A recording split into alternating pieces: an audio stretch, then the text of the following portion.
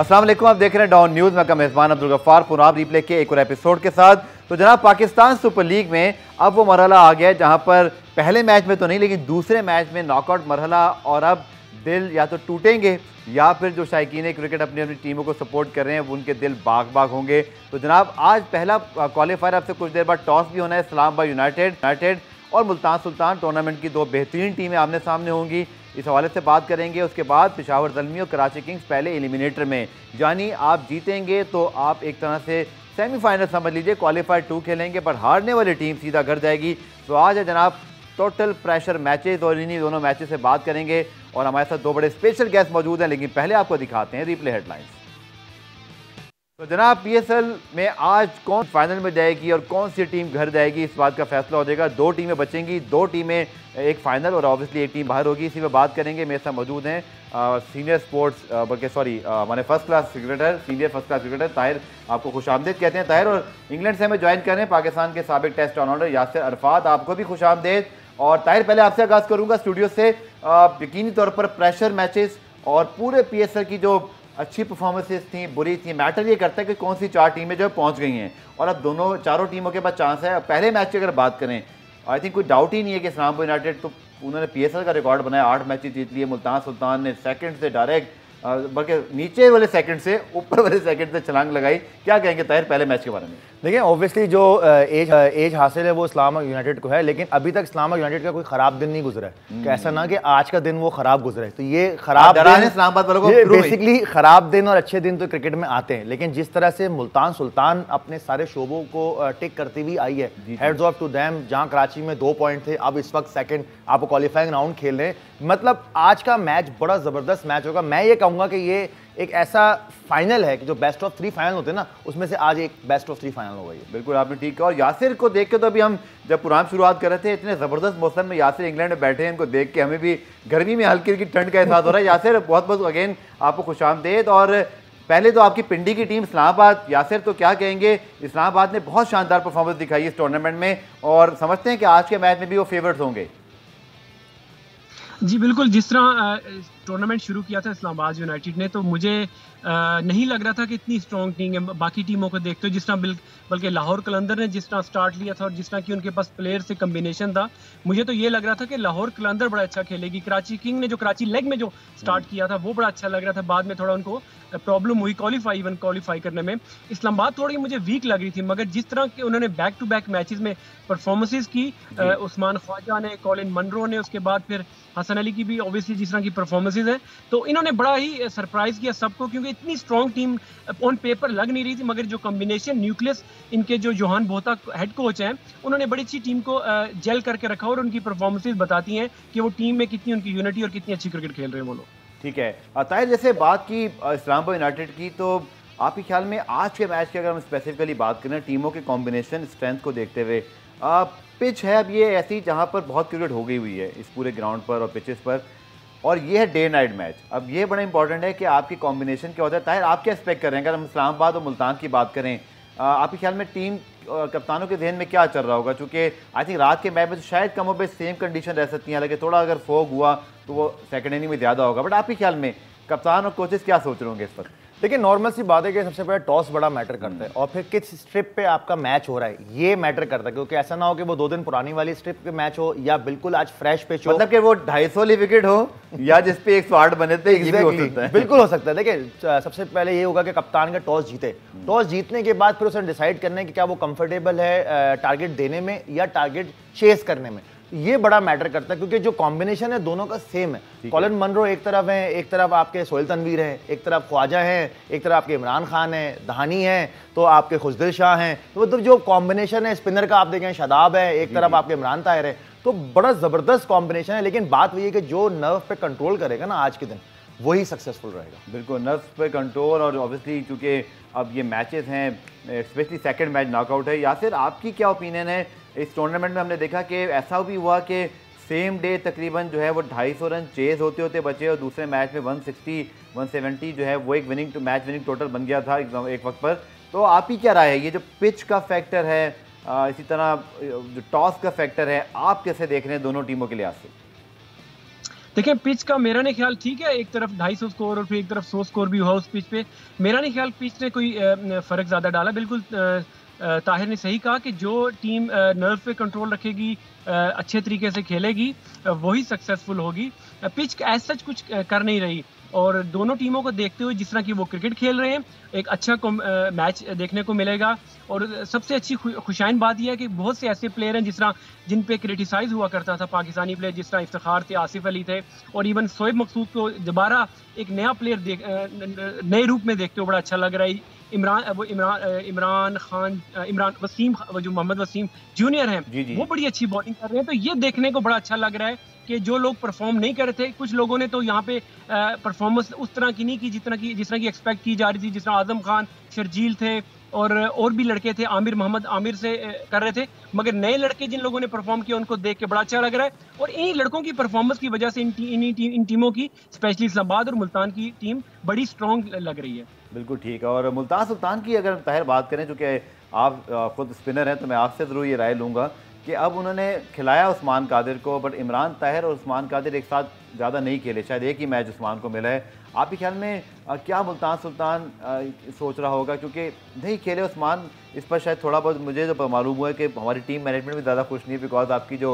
Obviously national team है उसके अंदर वो शामिल हैं, उनको खेलने से एक बड़ा अच्छा एक्सपीरियंस मिलता है। आपकी क्या राय है, दोनों स्पिनर्स को एक साथ जो नहीं खिलाया, एंडी फ्लावर हालांकि बड़े मंझे हुए कोच हैं, क्या वजह हो सकती है? पर आज या इस इंपॉर्टेंट मैच के अंदर आप एक्सपेक्ट कर रहे हैं कि दो स्पिनर्स खेलेंगे?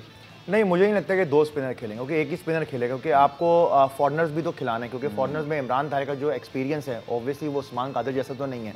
अब क्योंकि आपने लास्ट मैच में दोनों की टीमों के 4-4 चेंजेस थे, अब वो जो 4 चेंजेस थे दोनों सारे अपनी मेन स्ट्रेंथ के साथ आएंगे, तो मेन स्ट्रेंथ पे इमरान ताहिर को इसीलिए उन्होंने प्रेफर दिया है, क्योंकि एक्सपीरियंस की वजह से। देखिए कहते हैं कलामी अब है सिर्फ 2 इंटरनेशनल प्लेयर खिलाने की जो है ना रिस्ट्रिक्शन, अब 4 नहीं है, तो उसमें तो ताहिर आप नहीं समझते कि अगर क्रिकेटिंग वाइज खिलाना चाहें तो जगह बनती, पहले चले समझ में आता था 4 आपने इंटरनेशनल खिलाने, फिर तो मुश्किल हो जाती थी अगर आपके चारों अच्छे फॉरेन बॉलर हो। अब तो 2 हैं ताहिर सिर्फ। देखिए डिपेंड करता है कि आपकी सोच क्या है, आप किस माइंडसेट से जा रहे हैं। अब बाज़ दफ़ा हमें देखा है कुछ 4 से भी गए, कुछ 3 से भी गए, 2 से भी गए, एमरजेंट कैटेगरी के 3-3 लोगों ने खिला दिए हैं। डिपेंड करता है कि आपकी स्ट्रेंथ क्या है, क्योंकि जो इनकी स्ट्रेंथ हमें नजर आ रही है वो है basically fast bowling. Imran Tahir, Imran Khan हो गए, सोहेल तनवीर हो गए, आपका ये धानी हो गए, मतलब ये एक्सप्रेस हैं और ये विकेट टेकर बॉलर्स हैं। मेन चीज़ के आपका रन तो रोक रहे हैं और विकेट आपको लेके दे रहे हैं। तो कप्तानी का अमल दखल बड़ा ज़बरदस्त है, लेकिन बात वही है कि जो आज के दिन सही यूटिलाइज करेगा अपनी कंडीशंस को, वही इस पर सक्सेसफुल हो सकता है, ये मेरी राय। ठीक है, ताहिर से हमने स्पिनर्स के हवाले से बात की, तो यासिर फाद ऑलराउंडर हमारे साथ मौजूद हैं। तो सर मुझे लगता है इस्लामाबाद की टीम में आपकी तरह ही बहुत सारे ऑलराउंडर हैं, जिनमें शादाब हैं, वसीम खान जूनियर के मुतालिक भी कहा जाता है, फिर हसन अली भी ऑलराउंड डिस्प्ले कर रहे हैं, इसी तरह उनके पास इफ्तिखार भी बतौर ऑलराउंडर ही खेलते हैं, जो कि बॉलिंग कर लेते हैं। सो आप क्या समझते हैं इस्लामाबाद की जो स्ट्रेंथ है? और आपने बिल्कुल ठीक कहा यासिर के टूर्नामेंट के शुरू में क्या मिड में भी ऐसा लग रहा था कि इस टीम में शायद वो मिडल ऑर्डर में क्लास नहीं है, बट इवेंचुअली ऐसा हुआ कि वो लड़के जो पाकिस्तान से नहीं खेलते थे वो इस्लामाबाद यूनाइटेड में शेर हो गए, और उनका जो निशान भी शेर है, तो वो बिल्कुल वाकई शेरों की तरह खेले हैं। आसिफ अली हों, इफ्तिखार हों, और मुश्किल मरहले पे भी उठाया है। लेकिन आप समझते हैं कि थोड़ा सा मेरा ये सवाल दोबारा से होगा आपसे यासिर, कि क्रंच मैचेस के अंदर जब रन चेस पे बात आती है, थोड़ा प्रेशर पड़ता है, तो हमने देखा कि फॉरेन प्लेयर्स टैप इन करते हैं मिड ऑर्डर के अंदर या ऑब्वियसली टॉप ऑर्डर में भी। Islamabad full of their Pakistan player mid order, ऐसा तो नहीं है कि जैसे ताहिर कह रहे हैं कि एक ख़राब दिन कभी आता है। तो मुझे थोड़ा सा ये लिंक ऐसा लगता है जो अब तक तो बहुत अच्छा चला है, but that can be exploit. देखिए ये फॉरेन कोच की आप जो बात कर रहे हैं, यही प्लेयर हमारे जो हैं पाकिस्तान टीम में जब जाते हैं तो बिल्कुल ही टोटली डिफरेंट प्लेयर होते हैं। और अब जिस तरह आपने भी बात की कि अब ये शेरों की तरह खेल रहे हैं और अपनी शॉट्स खेल रहे हैं, और टोटली आसिफ अली को देखें, इफ्तिखार को लगे, टोटली डिफरेंट प्लेयर हैं। तो ये चीज़ हमें यहाँ से क्लू लेना चाहिए कि हमारे जो पाकिस्तान टीम में कोचिंग स्टाफ है वहाँ पे तब्दीली की, एक फॉरेन कोच की वहाँ पे ज़रूरत है। आप जितनी भी 4 टीमें अगर आप ये देखें तो आप हैरान होंगे कि चारों के जो हेड कोचेज हैं वो फॉरेनर्स हैं। तो देखिए आजकल की मॉडर्न डे क्रिकेट यही कहती है कि अगर आपके पास क्वालिफाइड किस्म के प्रूवन सक्सेसफुल कोचेज हों तो आपकी जो है वो सिलेक्शन भी अच्छी होती है, मेरिट पे होती है हर चीज़ टीम के हिसाब से, उसके बाद परफॉर्मेंसेस भी आती हैं। और आपने ओवरसीज़ की बात की, बड़ा ही लकी रहे जो उस्मान ख्वाजा को इन्होंने दोबारा तो नहीं बल्कि जो दोबारा जो ड्राफ्टिंग हुई थी उसमें उनको साइन किया, तो बड़ा ही सक्सेसफुल रहे उन्होंने जिस तरह परफॉर्म किया। फिर मनरो भी अपनी फॉर्म दिखाते हुए नजर आ रहे हैं, तो ये बड़ा ही अच्छा है क्योंकि मनरो और बाकी लोगों को अगर पिछले साल अगर इस्लामाबाद यूनाइटेड की तरफ से देखें उस तरह की परफॉर्मेंस नहीं थी, मगर इस साल इनकी टीम में कोई अच्छा ऐसा कोई मतलब मैनेजमेंट या आई डोंट नो क्या वजह हुई है कि सारे ही प्लेयर खो वो फॉरेनर्स हों या लोकल हों बहुत ही खेलते हुए बड़ा अच्छा। शादाब को आप देख लें कप्तानी जिस तरह कर रहे हैं, लास्ट ईयर इनकी बिल्कुल परफॉर्मेंस बिल्कुल ही बहुत खराब थी इनकी, कप्तान भी यही थे, प्लेयर्स भी यही थे, मगर अब देखें कि आई डोंट नो क्या चेंजिंग उनकी आई है कि जिसकी वजह से वो बड़ी मैच विनिंग किस्म की जो परफॉर्मेंसेस उनके प्लेयर्स कर रहे हैं, खो वो लोकल हों या ओवरसीज हों। ठीक है ताहिर, अब थोड़ा सा अगर हम बात करें, कहते हैं ना टू दी पॉइंट वाली बात, क्या लग रहा है आपको ये जो आज पहला मैच है किस टीम का पलड़ा भारी हो सकता है और आपके ख्याल में क्या वजह है, आप कैसे एनालिसिस करेंगे इस पहले की बैटल का? देखिए मेरी नज़र में कि ये मुल्तान सुल्तान को मैं इसलिए प्रेफर दूंगा क्योंकि जो कैप्टन है आपका रिजवान वो बहुत कूल है और बहुत शार्प माइंडेड है और उसकी जो रीडिंग है ना बैट्समैन के हिसाब से वो बहुत जल्दी है। क्योंकि मैंने रिसेंटली इमरान खान का इंटरव्यू किया था तो उसमें उसने बताया जो रिजवान के बारे में कि उनको पता है कि किस बॉलर पे कौन सा बैट्समैन ट्रबल कर रहा है, किस स्ट्राइक रेट पे वो कहाँ हमने उसको नहीं खिलाना, तो ये जो चीज़ें होती हैं ना ये कैप्टन आपको वो करता है। और रही बात अगर हम दूसरी तरफ देखें शादाब की, तो शादाब की परफॉर्मेंस अप एंड डाउन चल रही है, उसकी कैप्टनसी की वजह से ही अप एंड डाउन चल रही है। क्योंकि जो सईद अजमल है मेरी उनसे बात हुई थी तो उन्होंने ये बताया कि यार उसको जो प्रॉब्लम आ रहा है वो कैप्टनसी का भी आ रहा है, प्लस जो उसकी इंजरी है वो उसको कैरी आउट कर रहा है, तो वो फुलफिल अपना सही तरीके से नहीं कर पा रहे, लेकिन जो उसकी पूरी टीम है वो उसको पूरा बैक कर रही है। चले तो यासिर ताहिर ने तो ऑब्वियसली मुल्तान सुल्तान को इस मैच में थोड़ा सा एज जो है उनको दिए। आप ही ख्याल में अगर आप दोनों टीमों का मवाजना करें और फॉर्म कंडीशंस टॉस फैक्टर को देखते हुए आप ही ख्याल में किस टीम का पलड़ा भारी रहेगा? देखिए मैं तो दोनों टीम को बिल्कुल 50-50 कहूंगा, दोनों टीमें ही अच्छी क्रिकेट खेल रही हैं, दोनों के पास इम्पैक्ट प्लेयर्स और T20 के रिनाउंड किस्म के प्लेयर हैं, कोई बिग बैश में खेल रहा है, कोई इंटरनेशनली खेल रहा है, तो मेरे ख्याल में तो दोनों ही टीमें ऐसी हैं कि मैच जीत सकती हैं। अगेन टीम वही जीतेगी जो कि अच्छा खेलेगी, जिसके टीम का ड्रेसिंग रूम का माहौल अच्छा है, जो रिलैक्स होकर लड़के खेलते हैं तो परफॉर्मेंस अच्छी होती है। तो दोनों टीमों में ऐसे प्लेयर और उनकी जो ड्रेसिंग रूम, मुल्तान की अगर आप देखें कोचिंग स्टाफ में देखें कितने बड़े बड़े नाम हैं, थिंक टैंक उनका अगर आप देखें एक से एक बड़ा वहां पे नाम मौजूद है। तो जब ऐसे लोग मौजूद होंगे, प्लेयर्स ब्लेसिंग को देख लें आप, इमरान खान को देख लें, जितने भी उनके फास्ट बॉलर देख लें, अजहर महमूद वहां पे मौजूद हैं, तो बड़ी ही अच्छी उनकी कम्बिनेशन। धानी को आप देख लें जितना वो इंजॉय कर रहे हैं, रिलैक्स कर रहे हैं, इसी वजह से उनकी जो ड्रेसिंग रूम का माहौल है वही ग्राउंड में नजर आ रहा है, तो दोनों टीमें बड़ा अच्छा खेल रही है। ठीक है, ये बड़ा अच्छा पॉइंट आपने रेस किया यासिर। पॉइंट इस ब्रेक के बाद आके बात करूंगा कि आपने कहा ना कि चारों जो प्लेऑफ में पहुंची हैं उनके कोच जो है फॉरनर्स हैं, और फिर हम ये भी देखें कि इन चारों टीमों ने बड़े प्रोफेशनल तरीके से बैटिंग और बॉलिंग कोच हायर किए हुए हैं। ज़ल्मी के बाद इंतज़ामुल हक हैं, तो अगर हम देखें तो अजहर महमूद, मुश्ताक अहमद, मुल्तान सुल्तान ने बैटिंग में, तो लगता है कि बहुत ज़्यादा जो इन्वेस्टमेंट कह लें या थोड़ी सी प्लानिंग की गई है और अच्छी रिसोर्सेज थिंक टैंक में लाई गई हैं, तो उसका भी बड़ा एक फ़ायदा हुआ है टीम की परफॉर्मेंस के साथ साथ। प्रोग्राम में ब्रेक शामिल करते हैं, ब्रेक से वापस आकर ताहिर और यासिर दोनों से बात कंटिन्यू करेंगे।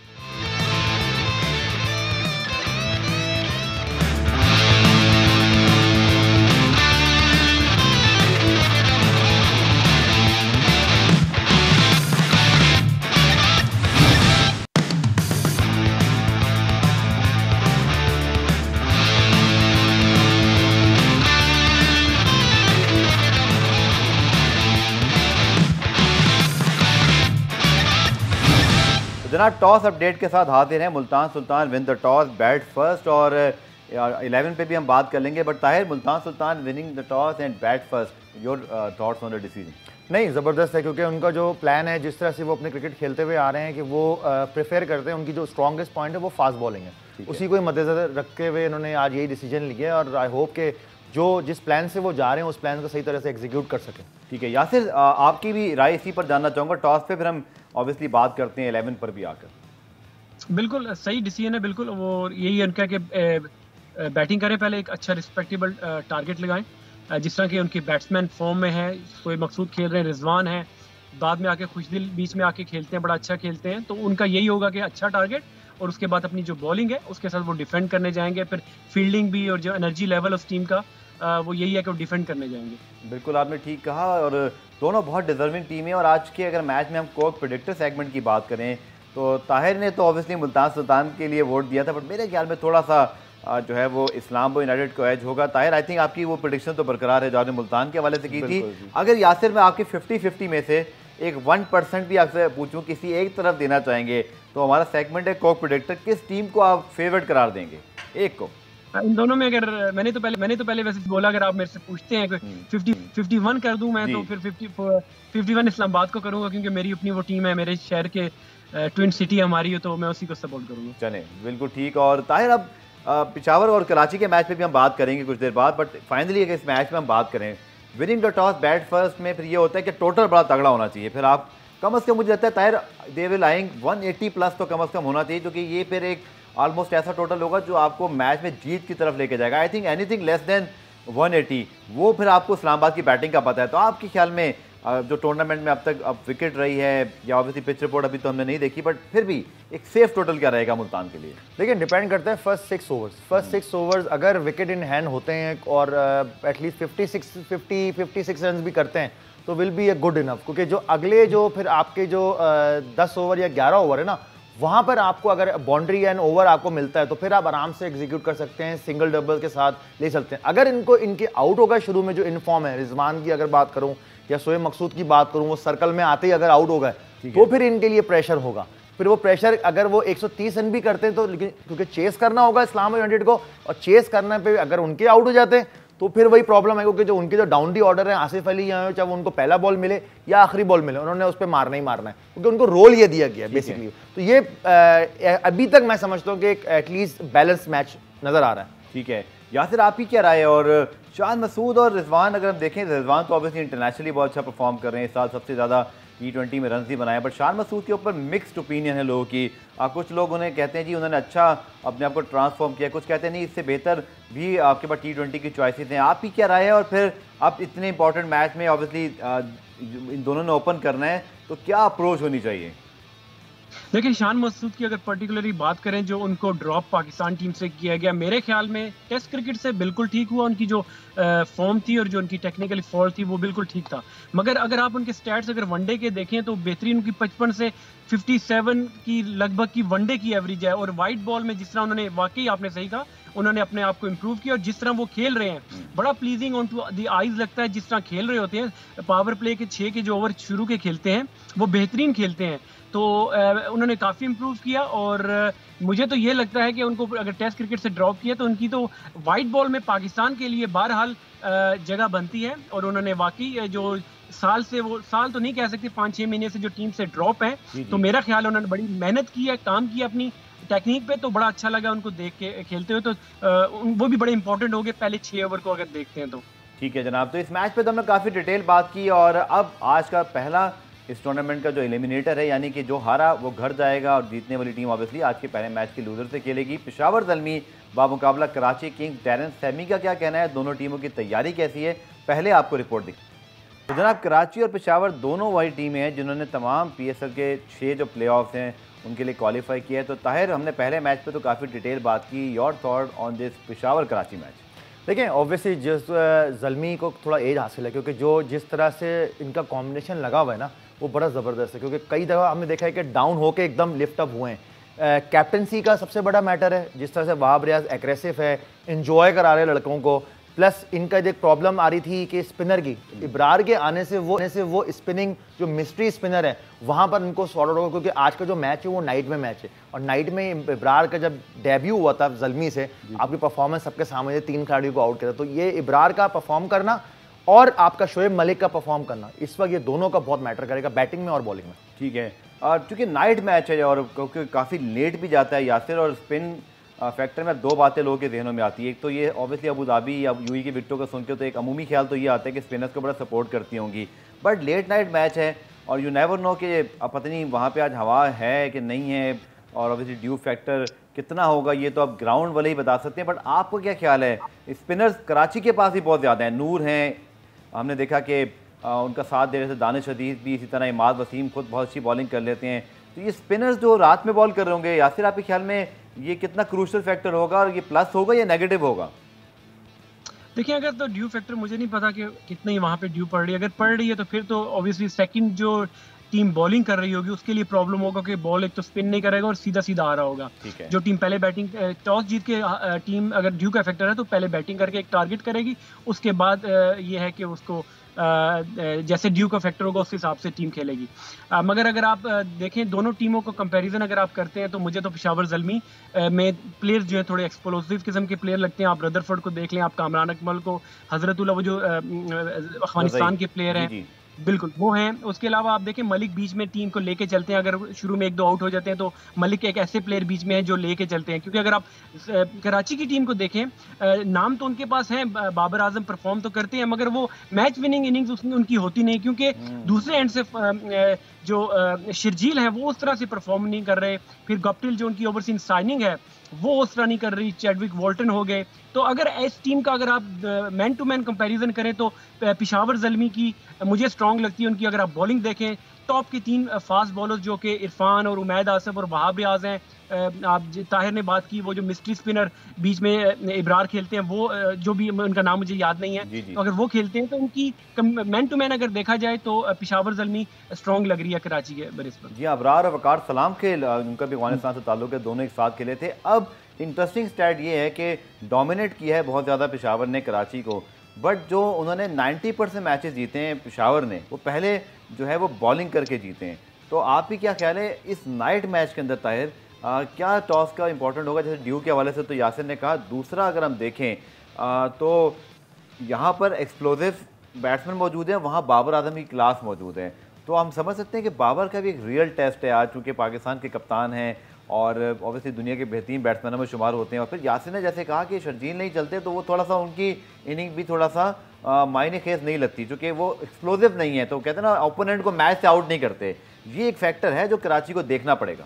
देखिए, कराची के पास बाबर के अलावा कोई ऐसा प्लेयर नहीं है कि जो सर्कल के बाद पूरा मैच लेके चले, कि जो आप सिंगल्स दे, स्ट्राइक रोटेट करे। मार धाड़ से क्रिकेट नहीं होती। मुझे लगता है दानिश अजीज के उस एक ओवर ने कम से कम वसीम भाई को, हर्षल गिब्स को, बाबर को एक जरूर ये पॉजिटिव जो है ना वो पुश दिया होगा कि आपके पास अब एक नीचे पे ऐसा प्लेयर है जो मैच चेंज कर सकता है। आप भी ऐसा फील करते हैं? देखिए, आपको ये पहले खिलाना चाहिए था। लेफ्ट हैंडर को एक नेचुरल एडवांटेज होता है कि पाकिस्तान खिला रही है, आप नहीं खिला रहे। मतलब आप उससे जब मैच खिलाया तो उसी की रन की वजह से तो आप वापस जीते। खिलाया तो दानिश वो तो क्या चीज है, एक चीज गुजर गई ना। सॉरी, दानिश मतलब क्या चीज से मुराद कि जूनियर दानिश ने बेसिकली प्रूव किया, उसके रन से ही आप मैच जीते हो। बिल्कुल बिल्कुल, अगर वो नहीं होता तो वो तो आप फिर बाहर हो चुके हो, तो पहले ही बाहर हो जाते।